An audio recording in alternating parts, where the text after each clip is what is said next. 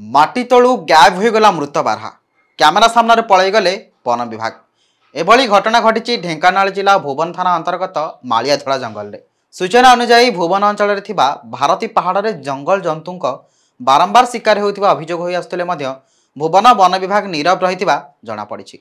तेबे भारती पहाड़ पाददेश मालियाधड़ा जंगल में 4 जन शिकारी गोटे बारहा को काटुवा बेले सौभाग्यवशतः जड़े शिकारी भुवन वन विभाग हाथ में धरा पड़ा। किंतु सबुठारु आश्चर्य घटना थिला बारहाटी को पोस्टमार्टम करी माटी तले पोता जिबार किछि समय मध्यरे बारहार मृतदेह माटी तलू गायब हो जाइथिला।